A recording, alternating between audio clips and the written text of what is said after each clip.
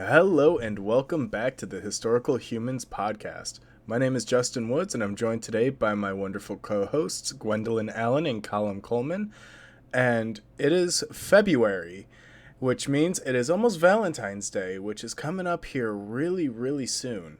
So we thought it'd be great to talk about one of the greatest aspects of Valentine's Day, one that I don't think of as talked very much. But first, let's build the scene a little bit. The year is 1920. Babe Ruth's trade to the New York Yankees just became public. The U.S. Senate votes against joining the League of Nations, and the 18th Amendment was ratified, explicitly prohibiting the manufacture, sale, and consumption of alcohol.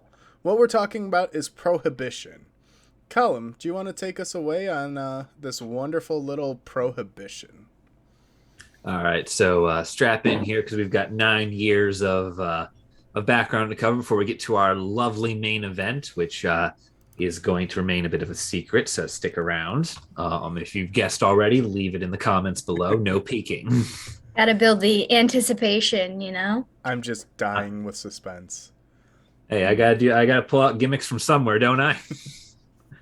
All right, so it's Prohibition era in the Roaring 20s. Alcohol has been made in completely illicit substance in the United States thanks to the 18th Amendment of the United States Constitution. So that's no beer, no wine, no hard liquor, no spirits of any kind. It's all gone. Federal government is literally burning alcohol in the streets, smashing barrels and kegs to dump it en masse as they purge, or at least attempt to purge, the United States of all its alcohol. And they also poisoned quite a few barrels of alcohol to the point where people ended up dying because the government was literally poisoning these bottles of alcohol. And they're just like, well, you shouldn't be doing that. Yep. Yeah, and this lovely little status quo lasted from 1920 to 1933, when Prohibition was repealed by the 21st Amendment to the United States Constitution, which effectively just said the 18th Amendment to the United States Constitution no longer stands as valid. So we've got 13 years. And during these 13 years, since alcohol remains in demand and is illegal, it falls into its manufacture and sale fall into the hands of criminal organizations. This brings about the rise of, the mobster era. And Colum, quick fun fact, do you know which U.S. president received most of his family fortune from bootlegging? I'm sure you're about to tell me, but no. It was one John Fitzgerald Kennedy, whose father worked in smuggling alcohol in from Canada.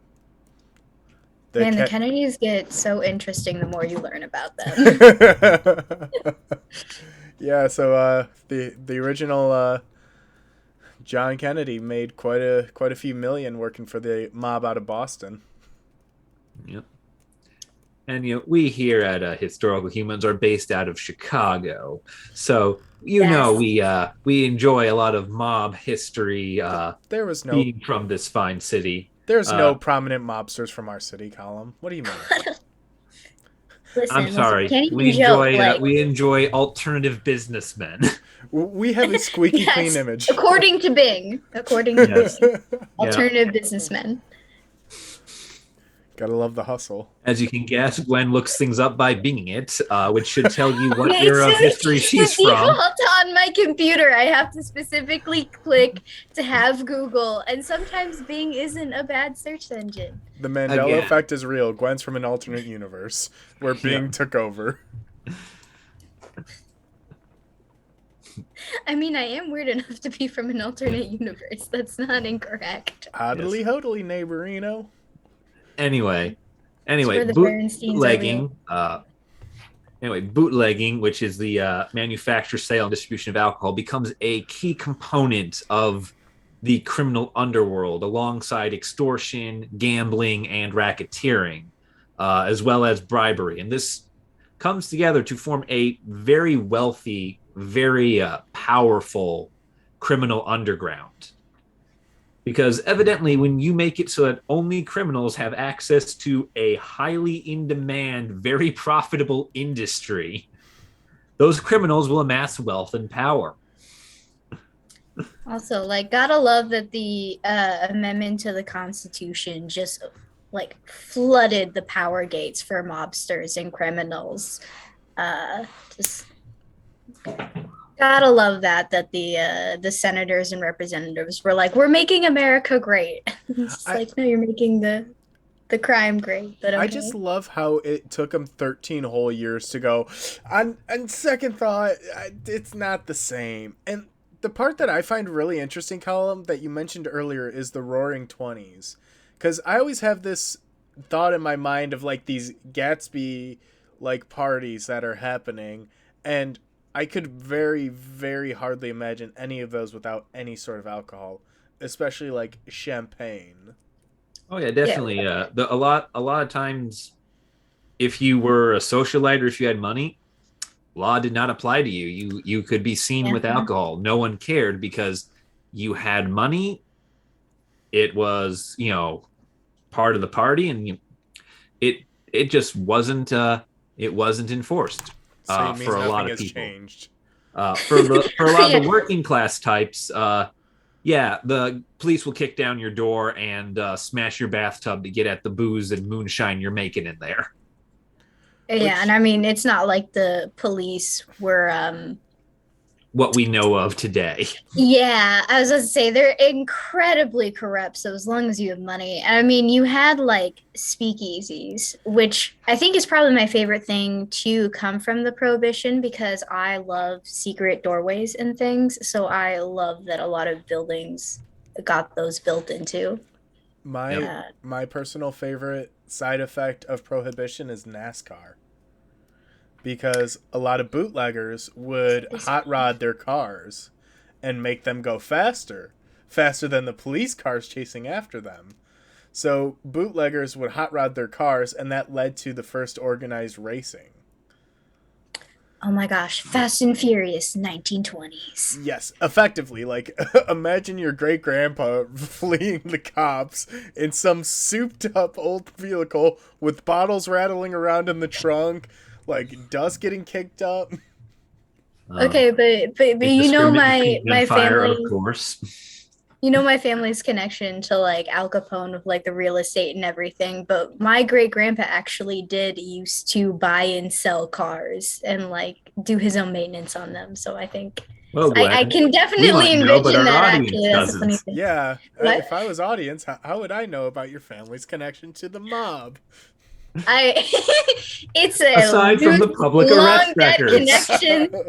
That was a audience. Don't listen to that. It was just keep the secret. We're upstanding citizens. We swear. We just come from Chicago, and we're talking about the mob. Hey, for the record, I do not have any familial connections to Al Capone nor his criminal mafia. We were Irish. So not that mafia, just the other one. Got it. Yeah. You have to leave some room for interpretation, okay? Okay. Going to the North Side gang here, apparently. Anyway, so over the course of 13 years, that Prohibition is in effect. Prohibition is, one, very unpopular, and two, the mobsters get richer and begin to consolidate power, and thus the conflicts between them for territory and resources and wealth begins to escalate. And I think this is a good time to sort of segue into the stars of our show here. One, Al Capone, seen here on this lovely little card we have. Courtesy of Mayfair Games Family Business. We are not sponsored, but this is where we get some of the lovely images you'll be seeing today. You've got his trading card? This is a game card. One, Al Capone of the Chicago Crime Syndicate, and one, George Bugs Moran of the Chicago North Side Gang. Have our two key players for a wonderful event that's going to happen on Valentine's Day in 1929. Enter player one. Enter player two. Yeah. Yeah. All right. Yeah, let's get going here. So, I can hear the Gwen, Mario music. since you have the closest ties to one of the stars of our show, would you like to take us in a little bit on the history of Al Capone and the Chicago Crime Syndicate? Yeah. So he took over the Chicago Crime Syndicate in 1925. He succeeded Johnny Torrio, if I'm pronouncing that right. Johnny After Torrio is an Italian mob. Johnny Torrio. Torrio. When I try so hard not to use my hands too much in this podcast, so it doesn't like mess with the video. It's gonna really bring out my Italian side. But the video yeah, on our YouTube channel. Yeah, yes, exactly. If anyone's like listening through like Spotify or the other podcast ones, and get to see my hands moving all the time.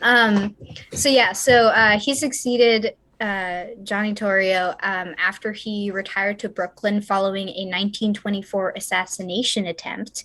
He was like, I'm gonna get out of this early before someone attempts again.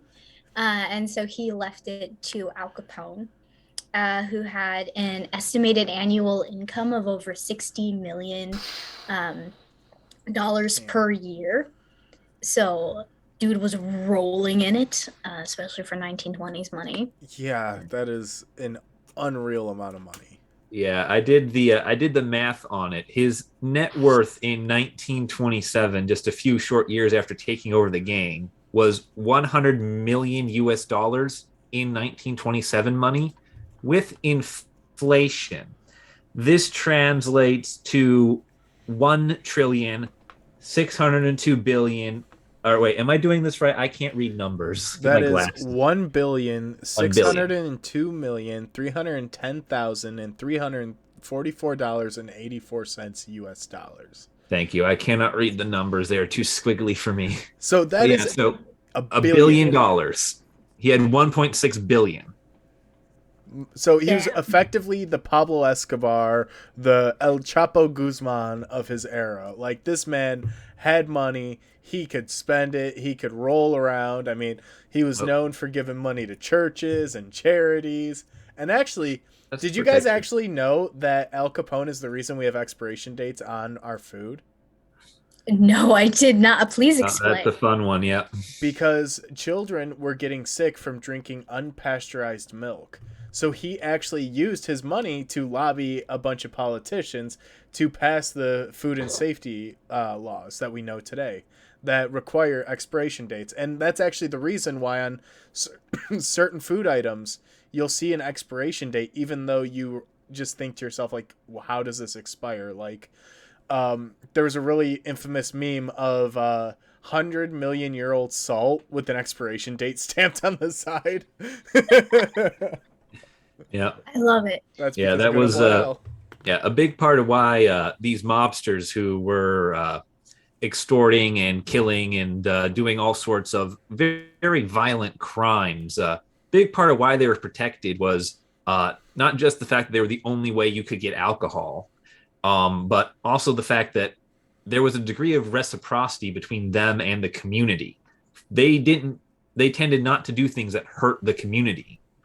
And there was a degree of understanding that by allowing you to exist here and not talking about, oh, that's Al Capone's house, or that's a safe house, or that's a drug den, you were actually getting something out of it. You were getting, you were getting a voice in politics, or at the very least, protection from the other more corrupt and less friendly institutions of the time. And that's also why Capone very seldom was prosecuted. I mean, they ended up catching him in the end, but that was the IRS, which there's two things certain in life: death and taxes, and you don't fuck with the IRS. But like, that's why the Chicago Police Department didn't go after him, as well, that and the fact that he had half the department on his payroll. But that helps, Yeah, it's assistable. Yeah. Yeah. Additionally, it's not until It's not until the lovely title of this video that I'm sure will be present. It's not until after our lovely subject that people even tried to prosecute him. Well, and to segue right into it, one of the ways Capone consolidated the power and was able to build up his empire was through murder. And you actually see the trend tick upwards. Like in 1924, there were 16 gang-related murders. In 1929, that number had jumped up to 64. Yeah. And that also just so happened to be the year of our event. Yep. And I believe I should point out this statistic. This isn't the number of bodies. This is the number of incidents. Ah, that's a good clarification. I should clarify. It wasn't 64 people killed. It was 64 incidents of murder. Assuming I read everything right, which I believe I did. So what you're telling me is that the city of Chicago has an issue with gang-related murders? What? Chirac never. No. Okay, I just want to make sure I'm hearing that right, because that does not sound right. Yeah, no. Don't worry. You're a tourist. You don't understand. Okay, good. Yeah. Yeah, it's our friend from the border of Indiana insists you're not from Chicago, therefore you're not. The Indianans, they'd know. I'm gonna get so much flack for that comment off screen, guys. You're gonna love it. Yeah. Great job. Yeah, we are being sarcastic. Chicago that's one of the things they're known for, unfortunately. Yeah. And that's what leads us to the topic of today's episode is the St. Valentine's Day Massacre. One of the most deadly events in the 1920s and one of the most atrocious acts of mob violence that marked this era in the city of Chicago. And it also ended the significant gang resistance to Capone. Thank you. I have cards. I intend to use them. We have a lot of names in this episode. Thanks, Vanna Coleman. Well, and the thing about it is it made Capone one of the most famous gangsters in the United States. And he was dubbed Public Enemy number 1. That's got to be like the evil villain like title to go for, to be Public Enemy number 1. Yep. Yeah, it was the sheer brutality of the St. Valentine's Day Massacre that really started to at the very least turn public opinion against the mobsters and their lifestyle. It was this that, got the police first actually starting to arrest Al Capone. It took them another 2 years to pin anything on him, but like Justin mentioned earlier, they're pretty corrupt at this point. Yeah, I mean, it drew the attention of federal investigators, which is going to be a lot different than you have the Chicago PD investigating. So, yeah. And the thing with that is, like, anytime they tried to pin something on him, they failed to hold him for more than a few months. Yeah. Until, as I mentioned previously, Frank Wilson of the IRS, he managed to catch Capone on income fraud. Which sadly there is no card for. I'm a little miffed about. I have cards for the bad guys, not any of the good guys. I'm just saying they should have him as a deterrent in the game. I haven't played the game, but they should still have it. I will. The whole point of the game is that you are attempting to execute the St. Valentine's Day Massacre and eliminate all other gangs to your rule in Chicago. There should be side quests for the Frank Wilsons of the people who want to play. No, there are no good guys in this game. I'm sorry. I'm sorry. God, it's like called life. Family business, not death and taxes. All right, I want to see that board game now. Just putting it out there. Yeah. Oh. Yes, use that cloud of yours. All 0 followers of it. Hey, I have like 9 followers on TikTok. I could get it done. I'll actually make a video. But regardless, so he was arrested. Al Capone was arrested for income fraud by Frank Wilson in 1931, and he was sentenced 11 years in prison. and he served it in Atlanta and Alcatraz, which when I read that, I was like, oh yeah, Alcatraz was like an actual prison and not just like the ghost prison.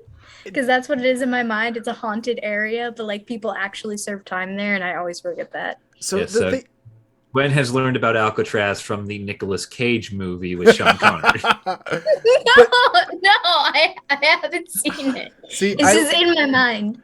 I love Alcatraz though because it's got this weird double connotation. Like it's seen as this really far, desolate area, like because it's an island in the San Francisco Bay.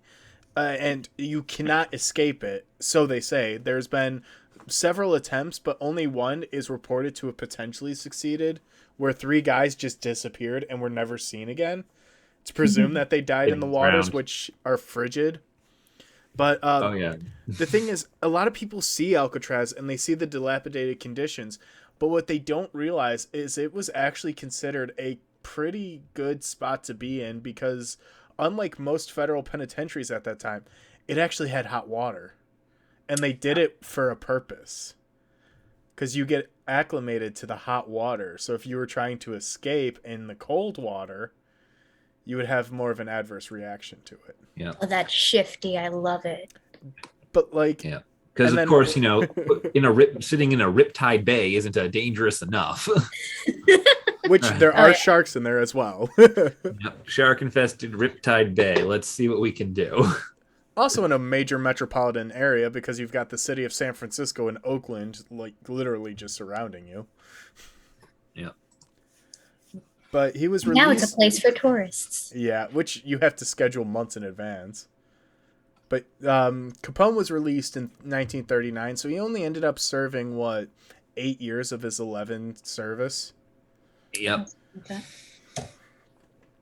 Yeah. And then he yeah. Oh. And then he died in 1947. Yep. In Florida. Oh, that's the worst place to go. Yeah. Yep. He died fishing in his swimming pool. Okay. He was invalid by the time of his release. His mind was not functioning. Ooh, okay. So he would sit on the side of his pool with a fishing rod in the water, legitimately thinking he was fishing. I was about to say, like, did he actually put fish in his pool? Because some rich people do that. No, he was.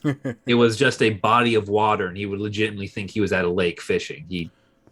His mind was gone, which is a big part of why they released him, and it just continued to deteriorate over time. Wow, and I mean that's so young too. The cause of which was syphilis. Yep. Which, another fun fact is Al Capone, because he's full of them, was one of the first patients in the United States to be treated with penicillin. Really? Yeah. Damn. Didn't work though. Medicine doesn't work. Like a bummer, but... All right. So now we go to our next major person, which I think Colum should take since he's a countryman, resident Irish. Yeah. Fun fact. All right. So we go to the North Side Gang now with the lovely nicknamed George Bugs Moran, who himself was not Irish. So Bugs Moran came to power in the North Side Gang in 1924 alongside another man for whom we do not have a picture, Earl Weiss. This was a joint takeover from his childhood friend, Dian O'Banion, following O'Banion's death in 1924. How should I say this? O'Banion, as head of the North Side Gang, was eliminated by the Chicago crime syndicate under Johnny Torrio. And it is because of O'Banion's death that Torrio, the attempt on his life occurs. which brings Al Capone into power. So literally, Bugs Moran brings Al Capone into power, following the death of O'Banion. Moran takes over from Earl Weiss as sole ruler in 1926 as Earl dies attempting to kill Torrio. And this leaves Bugs Moran in charge. Now, Bugs Moran was someone who, like Al Capone, represented the increased violence of the gangster life and the gangster era. He came into power at a time when you were wealthier, you were stronger, you had more of a stake in things, and thus you had more brutality to hold on to it. Bugs Moran was favored. His favored form of enforcing his will was drive-by shootings. He did not prefer, unlike Al Capone, to go into a place and shoot it up. He preferred to fire from the street and keep moving. Very much a hit and run type of character. Which is interesting because I think that whole idea also has permeated into a lot of mob culture, because you think of suicide doors, you think of the Tommy guns being poked out the door, like people getting shoved out. I wonder how much of that is rooted in his tactics. Yeah, it was his technique, and from 1926 to 1929, Al Capone and Bugs Moran were in essentially a never-ending gang war. In 1929, Bugs Moran, he is not present at the St. Valentine's Day Massacre, just as Al Capone is not present. Neither men are present. However, it does eliminate enough of the high-ranking North Side gang members that even though Bugs Moran is still around, North Side gang cannot oppose Al Capone, and he effectively slinks off to essentially committing petty robberies until 1946, when he got arrested. At which point the FBI does catch up to him in Kentucky. Yes. Got him. Gotcha. Yeah. What a downfall. He serves for 10 years, which was about the same amount of time it took for them to pin yet another armed robbery he had committed on him. So he's effectively released from prison for a very short period of time, only to be then immediately rearrested and sentenced to prison again. I feel like 10 years for him and 11 years for Capone, those definitely don't seem like very hefty prison sentences. Like 10 years, 11 years is still a lot, but when you consider the body counts and the amount of criminal enterprises that they ran... Well, that's because what they were tried for in a court of law were not the worst of their crimes. None of them were ever tried for murder or extortion or bribery. Al Capone was tried for one instance of tax fraud, and Bugs Moran was tried the first 10-year sentence was for one account of armed robbery, and the second sentence, which he never served on account of kicking the bucket 1 year into it, was for a second separate instance of armed robbery. These people had committed over the course of 10 to 30 years, depending on which one we're talking about.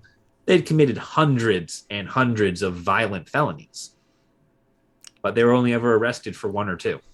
Now, the one thing that I do find kind of curious and interesting is, what if Al Capone just paid his taxes, and like you would have a lot of unaccounted for earnings, which obviously would raise red flags, but like considering how many people he had on his pay list, I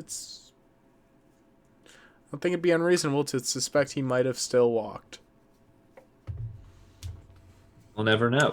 You never know, yeah. What we do know is that he wasn't going to declare extorting the police on his tax return.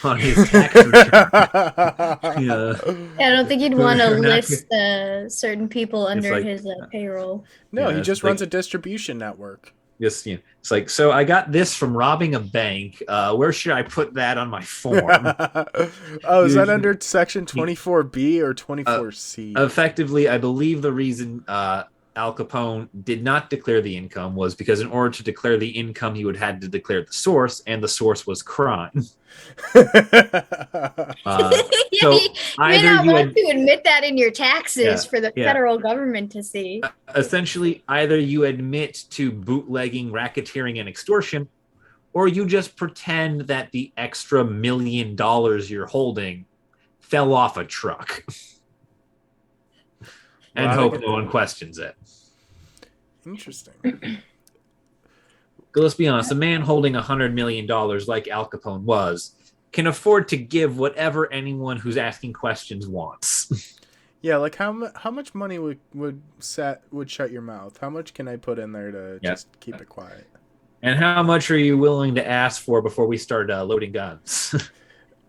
So what's kind of interesting is on the south branch of the Chicago River, there's a section where to this day you can see a lot of bubbling, which comes from corpses decomposing in the river because it was right by the old stockyards. And what they would do is a lot of the old corpses they just chuck in the river. But it's reported that the mob also tended to use that same spot. Yeah, just don't drink from the river. That's why we sent it to St. Louis. That's why we reversed the flow. Like, it's not going in our drinking water. It can go into theirs. Yeah. Gotta pay the money for those extra filters. Yes. But to get back on track, though. Yeah. So that's Bug. We've got our background for our two major players here, Al Capone and Bugs Moran. The stage is set. You've got your two competitors. What will happen next? I think it's time to jump into our lovely title topic here, the St. Valentine's Day Massacre. Yep. It was February 14th, 1929. Yeah. Oh, no, he's doing a noir intro. Everybody run. Someone stop him really quickly. The location was 2122 North Clark Street. Well, you got to do the accent if you're going to go for it. I can't do a good transatlantic accent like they used to. Just go for Jersey. It'll be close enough. It was 1914. No, it was 1929. All right. And I lost it. Okay, congrats. Before it was November, now it's 1914. Yes. Lovely outtake there. Lovely outtake there. Where one of us thought that St. Valentine's Day occurred in November. Yeah.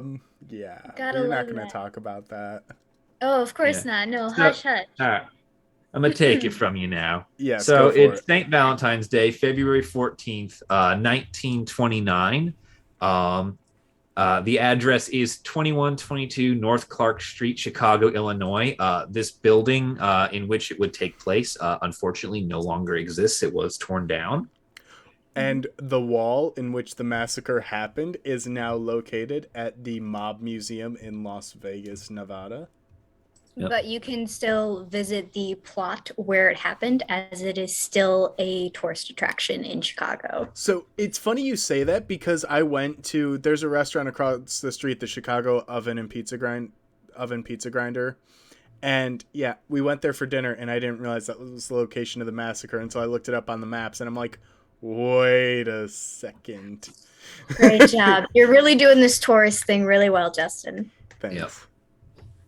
Yeah. So the dispute is, of course, between the very much Italian gang of the Chicago crime syndicate under Al Capone and the Irish North Side gang under George Bugs Moran. A recent dispute over some of their bootlegging operations had occurred, which prompted Al Capone to push for shall we say, retaliation. Four of Al Capone's gangsters disguised themselves as police officers, and they entered the establishment. lined up and shot everyone inside the building. They hid machine guns under their overcoats so as to smuggle in the weapons without arousing suspicion from people outside or even those inside the building until it was already too late. These hitmen were never identified. There is some excuse me, give me that. There is some suspected members of the squad, which unfortunately I do not believe I have cards for. The hitmen were John Scalise, Albert Anselmi, Jack McGurn, and then Frank Rio. But, Colum, should I add the bit of information at the very end there about the weapons? Oh, yeah, go for it. Yeah, go for it. You can talk about the guns and the murder. So, the interesting thing is they actually located the guns that were used in the murders and have the serial numbers 2347 and 7580. Those are the specific numbers. And they were actually found at Fred Burke's Michigan bungalow. Which, Gwen? I love that it's a fucking bungalow, dude. Like, yes, I'm a hitman for the mob. I've murdered countless people. Big shots, low shots, whatever it is. And I retire in a fucking bungalow. Yeah. And they determined that it was, in fact, the murder weapons. Because they tested the rounds and they tested the guns themselves. And then even further, those same guns were also traced back to the murder of Brooklyn mob boss Frankie Yale. And this confirmed the long-held suspicion that Burke was responsible for Yale's death. So clearly someone who's got a little bit of experience in taking out the trash. And Yep. Yep. And fun fact with the St. Valentine's Day Massacre, the exact time of the massacre was meant to coincide with the inspection by the Northside Gang for a shipment of whiskey in what was essentially one of their little hideaways for it. It was meant to target and eliminate one man, George Bugs Moran. However, he was running late that day, and he saw the police officers entering his establishment, assumed he was getting raided, and just turned around and walked down the street. Wow. Talk about being late to the party and it working out in your favor and surviving. Yeah. I was about to say, that's a lot of luck that he had. Yeah, it was, yep. Yeah. The people inside, however, were not so lucky. Got a lovely list of all the victims here. It was 6 gangsters and 1 bystander. We talked about this off camera. You take exception to the word bystander. We'll go through the names in just a second. However, I will point out that the last name on our list, the only one of the victims we do not have a card for, unfortunately, was not a gangster, nor was he technically affiliated with the Northside Gang. Technically. He was a optometrist and gambler by the name of Reinhard Schwimmer, or Schwimmer. Who quit his optometry position to become a gambler and would associate himself with the gang members. So it's like when all your friends are in the mob and you actively gamble for a living, usually illegally, to say you're an innocent bystander, I think is being a little too... Well, it's, gambling, placing bets with a mob bookie. That's the same thing as being a mob bookie, which is the same thing as being a mob hitman. Are we right? But it doesn't imply innocence. That's the thing. He left out the word innocence. Okay. The same thing. So anyway, would you like to read us off of our victims here, all the lovely gangsters? Yes. So the deceased included gangsters Adam Heyer, Frank Gusenberg, Pete Gusenberg, John May, L. Weinshank, and James Clark. And that's right. We got pictures for all of them. Except for Schwimmer. Because he wasn't a gangster. He was a bystander. We'll fight you. He was a customer. Yep. Or a supplier. I don't know. I don't know how gamblers would be considered there. Probably in that economic chain. He's someone you take money from. And if he doesn't produce the money, you break his legs. That's okay. Yeah.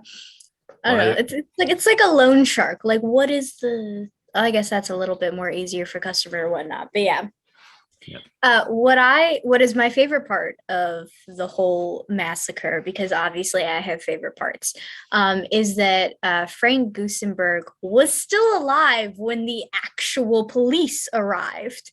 However, he stuck to the code, snitches get stitches, and he was gonna die not being a rat, and he refused to give the identities of his killers, which I have to respect. Like, that is such a boss move. Yeah, his last words were reportedly, "Nobody shot me." I love but that. Sir, you are bleeding out of multiple orifices. Are you sure nobody shot you? I like to personally believe that the Al Capone hitmen pulled an Odysseus here and introduced themselves as literally nobody. And they're just following through on this, Nobody shot me. That's like those really broken RPG games where you can change the name of characters. So it's like, I am nobody. Nobody did anything. Yep. Nobody went to work. See, what it reminds me of is the Monty Python, "'Tis but a scratch." Like, don't pay attention to this, like nothing happened kind of thing. There wasn't that big of an impact. Like, I love it. Yeah. Yeah. So yes, this lovely bloody Valentine's Day, which is just brilliant. So this raid was the retaliation for the liquor hijackings and the murder of Capone's allies. But this was also, I think Colum mentioned this before, kind of ended the backlash for Capone, or confrontation between Capone and Bugs. Yes, the 6 dead gangsters were the Northside Gang's main movers and shakers. This were the heavy hitters for that gang, and without them, there's really no infrastructure for Bugs Moran to operate through. A fun fact, what the Chicago crime syndicate claimed was the direct motivation for this attack was evidently the Northside Gang was offering $50,000 to anyone who killed Al Capone. So what you're saying is this was a really fucked up series of love letters between bitter rivals. No, there was absolutely no love involved here at all. I think that is like, I don't know, like a dark Hallmark movie of like love between gangsters. Like, I feel like I'd read this in like a really messed up like BL you could buy for like 50 cents on Amazon. I'm gonna have to write to watch Hallmark movies. I really do. So yeah, they're two gangsters trapped in love, but they're bitter rivals of opposing gangs. I don't think you have to write it, Justin. I'm pretty sure it's been written. Historical fan fiction. Damn it. Having said that, everything these two have just said is not what happened. These people hated each other. They were financial and territorial rivals. They openly resorted to murdering one another, as we can see here. Obviously, I feel like the laughing and the sarcasm in our tone really hits the point that that's not real. But I think you would be surprised the people I know who will take everything here as gospel. I still just that is true. I can't get over Frank Gusenberg though. Like, literally the fact that you're sitting there dying. What is the worst that's gonna happen if you rat them out? They're gonna kill you? You live by a fucking code, dude. You live by a code and you stick to it. And if you're dying on your deathbed, are you still going to live to the code? Like, I respect the commitment, but come on. Additionally, That's a Justin, code that you respect. You don't just throw it away. Additionally, Justin, there is also one detail that we did bring up earlier. Al Capone's men were in police uniforms when they did this. The real police arrived and then asking this man who did it. At this point, he has no way of knowing whether it's the real police that shot him or someone else. I feel like you would kind of, okay. I was about to say, remember, this is 1920. This is 1929 Chicago Police Department. Well, I was just going to make the comment of, like, the police won't just barge in and open fire, and then I realized the folly of my way, and I get they're white men, but still. Yeah. It's not race into this. Police brutality has existed since police existed. Wait, you mean when you give? And that was not what occurred here, but let's be honest. When you tell people, when you look like the police and you kill somebody, and then the police ask who did it, you ain't talking to the police. The thing that I really find interesting about it is Capone was clearly the main suspect in this, like, massacre, but nobody was ever tried. Like, they didn't have enough evidence. They didn't have enough, like, actual reasoning. And Capone was in Miami at the time. So it's like, we think you did it. I was in Florida. We think you did it. And it's like, what better place to be? What better place to be? You know you're going to do this. You know they're going to look at you. How could I have done it? I'm on the other side of the country. You ain't got no You alibi. always get an alibi. Yep.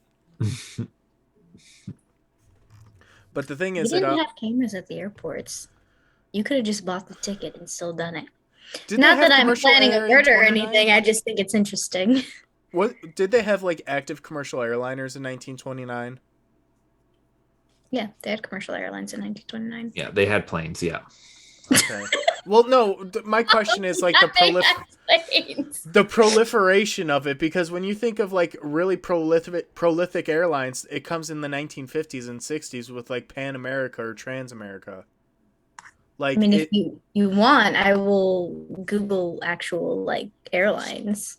So the first commercial airliner and the first commercial flight took place on January 1st, 1914.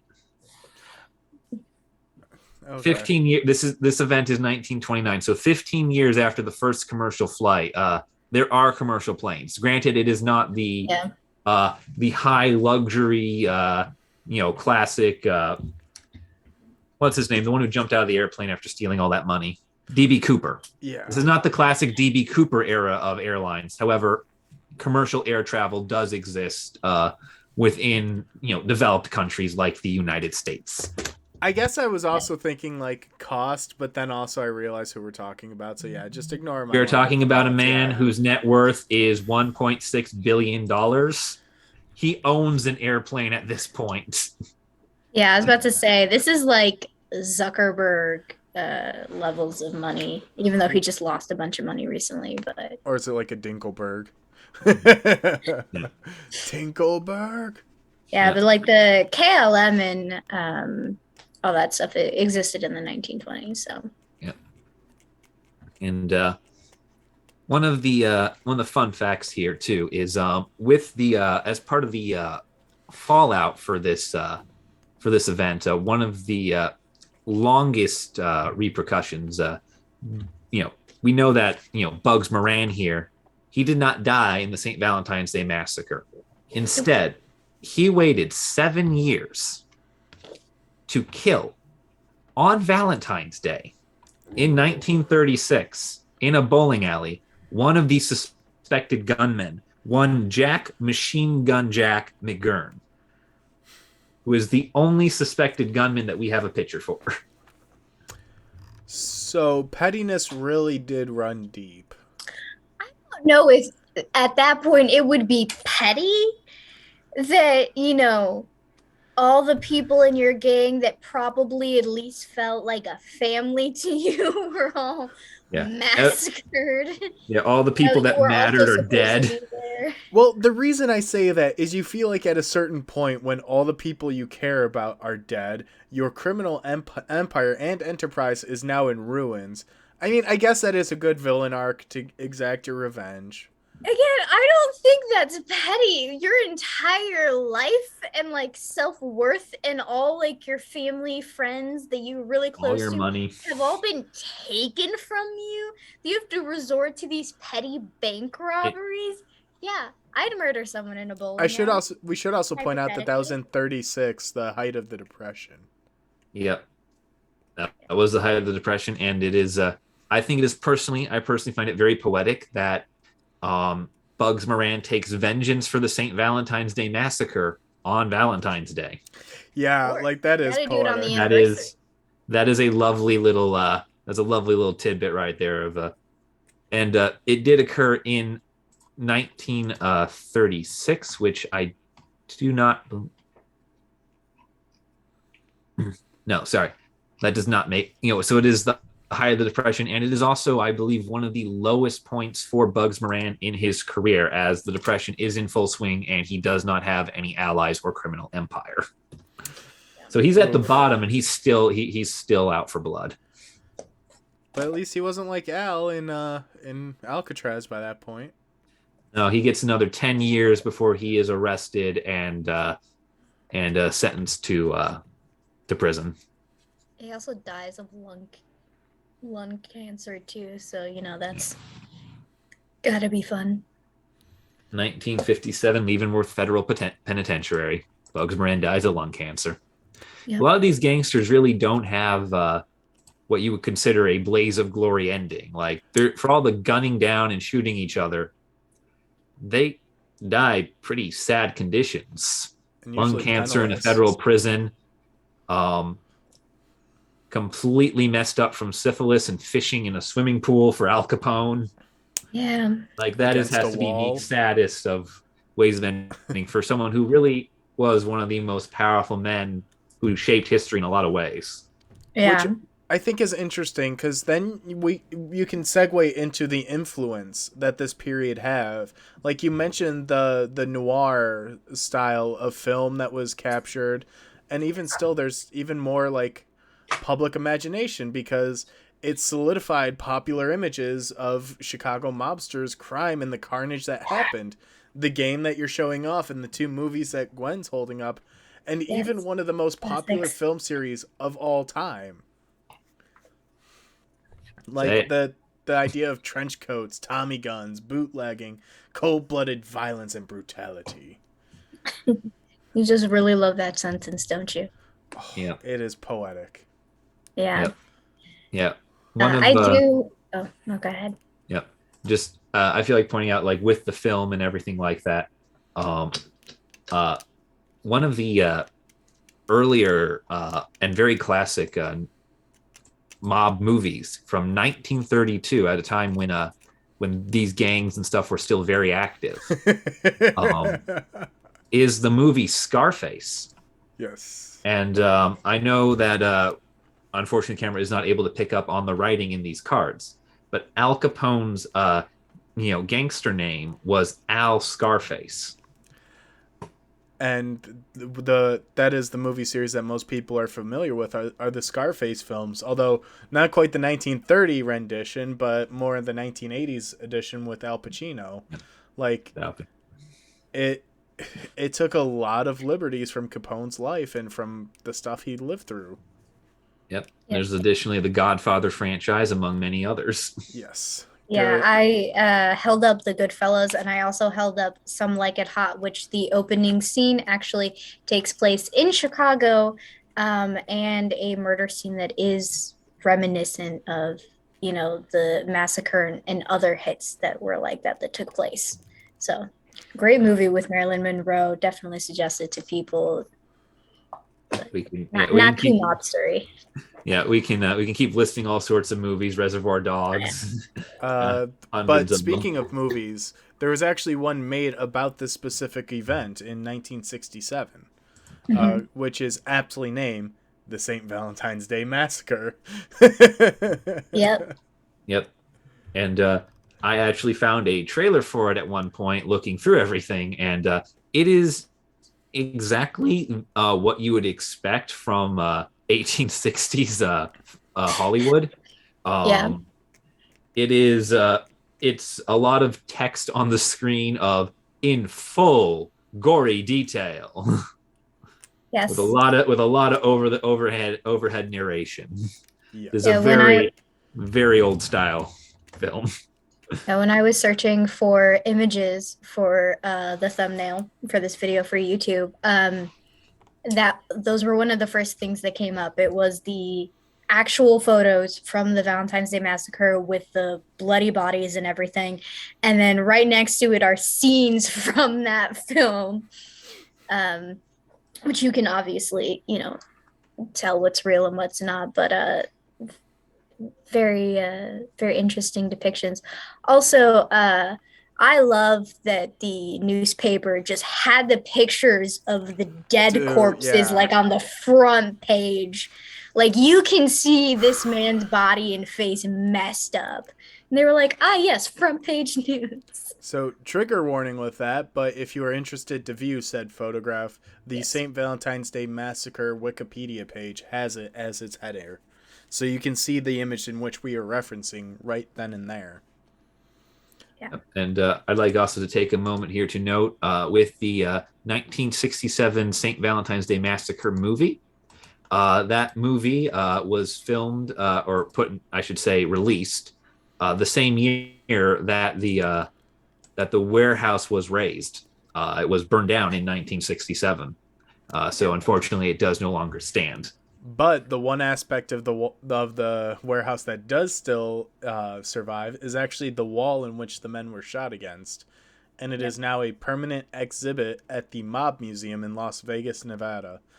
And the massacre has its own exhibit and gallery, and seems to be the entire wing of the museum. And as a brand new type of content, which we're going to do, we'll go firsthand and check out the exhibit, which will show up on our YouTube channel, as I am venturing out to actually go on location to see what this entails. Yep. Sound like an explorer. You're like, I shall go on to the location. And, we're live on location. We're here at the Mob Museum. If you look behind me, you see the wall in which the man was shot. He's the most dangerous Italian in the world. He's angry. All right. Do that impression. All right. So you've heard of Crocodile Dundee. Meet Gecko Woods. So Gecko Woods. Would you like to say any reason why this museum might be located in, say, Las Vegas as opposed to Chicago? Like, why would there be a mob museum in Vegas? Oh, God. Well, that's a hard question to answer because, when you have millions and millions of dollars, billions worth when you account for inflation, what are you going to do with all that money? Where are you going to invest in infrastructure and the children, obviously. So Justin, just do this for everyone who may have been in a coma since Herbert Hoover. Basically, what Colum is alluding to, and what I am trying to be very coy about, is the mob funded most of the casinos and most of what the establishments that we know in Vegas, as it was one of the only places where gambling was legalized. So they opened up a ton of casinos, and this was one of the ways in which they were able to actually launder a lot of their money, because you can claim it as a part of the business expenses. And Vegas really hit its stride in, the 1930s and 40s with the Rat Pack and Sinatra and crew. And, it was a very prominent hotspot for anyone who really enjoyed debauchery and, just really degenerate activities. And today that whole premise and idea is really, it's exploded because it's known for the shows. It's known for, the same debauchery 60, 70 years later. The magic acts, the tigers, all the fun stuff. Let's be honest. The murder is quieter. The rest of it just kept going. Yeah. Basically, I mean, that's a sign of a good investment. It's still yielding year over year. Yep. Just don't go into any rooms without cameras, guys. Well, and then be aware with the rooms that do have cameras. Especially if they're rooms that shouldn't have cameras. Yes. And you're taking it a completely different way. Listen. Safety is key. Always check the hotel rooms you are in. Yes. Hotel rooms, any public bathrooms, like, just be weary. Yes. This is the public safety section of the massacre episode. Yeah. We want all our viewers to be safe. Yeah. But I think it's really important to highlight, like, there's been a lot of fetishization of mob culture and a lot of fetishization of these Prohibition era gangsters. And we talked about some of the positives and negatives associated with them, but at the end of the day, they were breaking the law and they were unfortunately ending lives and battling in the streets. And it really was this dangerous, violent crime. And it's very interesting because usually when it captivates the public attention, it morphs and it melds from being this horrific tragedy to this item of fascination. I mean, we see it constantly with serial killers or like really tragic events. People want to learn more about it. Yep. Yeah. True crime documentaries are an exploding facet of movies and TV shows. Yeah, and we should definitely point out as part of our public service announcement segment here that these people and these events are not things to be idolized or emulated. This is the brutal murder of other people for money when you are already extremely wealthy. Yes, all the jokes are made in complete jest. Yeah, there is no I'm starving on the street and I stab you for a loaf of bread excuse here. These people had more money than most legitimate businessmen, most politicians. These were some of the wealthiest men of their time. Yeah, so it's an interesting dichotomy of like this evil venture, this evil business, and these people who, like you said, all met really tragic and early ends. Like, I don't think there's a single one that ended up living to be 100. Well, I wouldn't exactly call Bugs Moran an early death. Yeah, he did live a lot later. Yeah. I mean, another 20 years or 10 years on top of Capone, but still dying in prison for lung cancer. Yeah, that is true. However, he did die of lung cancer at the age of 64. Yeah. So it was unlike most of these people who did not make it out of the 30s, or if they did so in prison and dying shortly thereafter. Bugs Moran is not caught until after World War II, and he does not die until he is an old man, which is a very rare exception. In his defense, though, you do have World War II, which did preoccupy a pretty solid portion of the country's attention. For about 4 years, a decade after this happened. Yeah. So, there's a time gap there. Moran is the lucky one. Most of the others died horribly.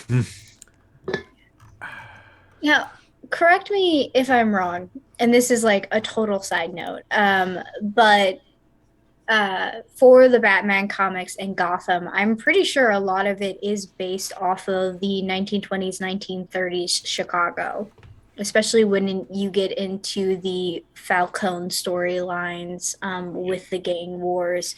It is really reminiscent of this time period and how Al Capone and Moran, had these rivalries and the way that they interacted with the communities. I may be the only huge comic nerd here. No, I know that. Yeah. Okay. Yeah. Yes, I know you about guys that. are giving me some weird looks. Yeah. The fictional Falcones in Gotham City, they're meant to serve as the normal criminals that we would know and understand, and as such, they emulate the typical mobster family. That is the distorted popularization of what people like Al Capone and Bugs Moran were, as seen in various films that we have mentioned, like Goodfellas and Scarface and Godfather, all the others. Yeah, so it's not just general like mobster movies that we would typically think This of, but is they've this kind of is seeped into a lot of places. this is something that exists throughout American culture. It's just an era. It's like, there's gangsters, there's cowboys, and there's the modern day. Yep. We have, It's a great way to describe America, gangsters and cowboys. It's a cultural phenomenon and a cultural icon that continues to exist and captivate. Just like the Wild West the Wild West cowboys aren't what the majority of lives were for people out there in the Wild West. The popular gangsters that we see on TV. That's not how it actually went. It was brutal and violent, and 64 murders, separate instances of murder in 1 year by Al Capone. Yeah. That is not that's not a sustainable lifestyle. That's not a particularly neighborly lifestyle. No. Yes, but I hope everyone enjoyed our Valentine's Day Massacre. Hope it really gave you guys some bleeding hearts there in trying to understand what happened. I'm terrible at puns. Just allow me to have this one. No. Yes, and if you enjoyed this episode of Historical Humans, be sure to follow us on our social media platforms. Obviously, every single podcast is recorded and uploaded onto YouTube under the Historical Humans tag. It drops on every podcast platform, Spotify, Google Podcasts. We're trying to put it on Apple Music, but that's on hold at the moment. Follow us on Twitter and Instagram. All of these links to our social medias are going to be in the show notes and in the description down below. So, please be sure to subscribe and to follow the podcast and really let us know what you think and let us know your thoughts and comments on it. Yep, and be sure to hit the like button if you want to see more of Gwen's cat judging her attempts at puns in English. Or we'll bring that back. Or my dog barking in the background that I've been trying to mute out. We'll have an animal day one day. We'll just introduce them all. So also be sure to check us out on TikTok as we do our badasses in history on there. That we'll be uploading more frequently. Yes, we are posting some short form TikTok content, just quick little blast of some of the coolest figures in modern history. Maybe even past history. We haven't really thought that far, I guess. It's a winging it at the moment, guys. But we'll get there. Just putting out as much content as we can. Yes. But next week we will be covering the Tulsa riots as well. So be sure to check that video out, as it's, I think, not to compare events, but I think it's a far more important event than this, kind of fun one that we covered, if I can use that description. Yeah, for being a short month, February is a very dark one. So, yeah, the Tulsa race riot will drop on February 21st. So be sure to keep up to date with that. And we figured for Black History Month, it would be an appropriate and honestly important thing to talk about, especially now that we're starting to see purging of these topics from the American public school system. So it's really important to keep talking about this and to share it with people and share it with others. In the meantime, we hope you enjoy what we've done here, and Happy Valentine's Day. Yes, please comment your favorite Valentine's Day historical event in the comments, not comics. Or where's the judging cat? Where's the judging cat? She's right next to me. Don't worry. She's giving me the stink eye. All right. Well, thank you guys for watching. We'll catch you all in 2 weeks. Have a nice day. Bye.